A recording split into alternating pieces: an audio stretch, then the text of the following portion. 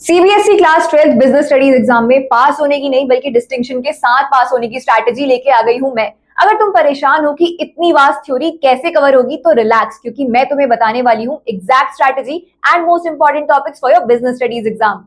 सबसे पहले तो एक बात समझ लो, पूरा सिलेबस रखना इस पॉइंट पे पॉसिबल नहीं है और जरूरी भी नहीं है। जरूरी है स्मार्ट प्रिपरेशन, और वो होती है मोस्ट इंपॉर्टेंट और रिपीटेड टॉपिक्स पे फोकस करके, जैसे मार्केटिंग मिक्स, सबसे इंपॉर्टेंट टॉपिक क्योंकि इससे हर साल केस स्टडीज आती ही आती हैं। 4 P's मतलब प्रोडक्ट, प्राइस, स्पेस और प्रमोशन, इनको एग्जांपल्स के साथ तैयार कर लेना। केस स्टडीज में ट्विस्ट होता है, डायरेक्ट डेफिनेशन नहीं पूछी जाती, तो उस हिसाब से प्रिपेयर करना।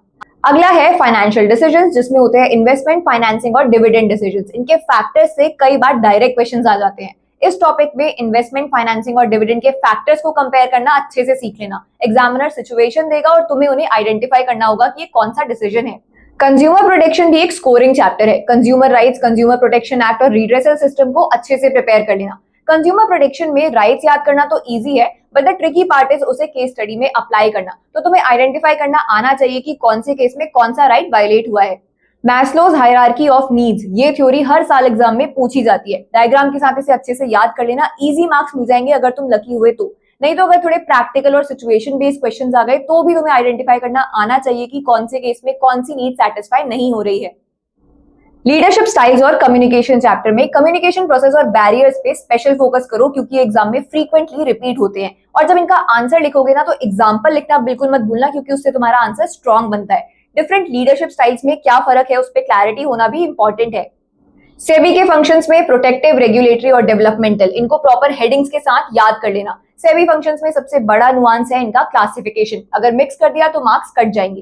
प्लानिंग प्रोसेस से एक डायरेक्ट थ्योरी बेस्ड क्वेश्चन आ सकता है, लेकिन स्टेप्स को सीक्वेंस में याद रखना बहुत जरूरी है। एग्जामिनर सीक्वेंस बेस्ड क्वेश्चन पूछ सकता है, स्टेप स्किप किए तो मार्क्स लूज कर दोगे।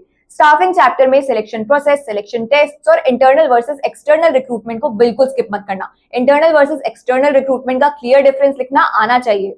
अब स्ट्रैटेजी समझो, हर चैप्टर की केस स्टडीज प्रैक्टिस करो, कीवर्ड्स याद रखो और आंसर्स को प्रॉपर हेडिंग्स के साथ लिखने की हैबिट डेवलप करो। बिजनेस स्टडीज में प्रेजेंटेशन ही मार्क्स दिलाती है। आपको 100% सिलेबस कंप्लीट नहीं करना है, आपको 100% स्मार्ट प्रिपरेशन करनी है। अगर आपने ये टॉपिक स्ट्रॉन्ग कर लिए तो आप एग्जाम में 90% प्लस भी स्कोर कर सकते हो। अगर आपको अपने CBSE class 12 business studies exam 2026 preparation को स्ट्रॉन्ग करने के लिए प्रीवियस ईयर क्वेश्चन पेपर्स चाहिए तो अभी व्हाट्सएप करो BS@8585951111। Don't forget to like and share the video, और ऐसे ही बोर्ड एग्जाम टिप्स के लिए चैनल को सब्सक्राइब करना मत भूलना।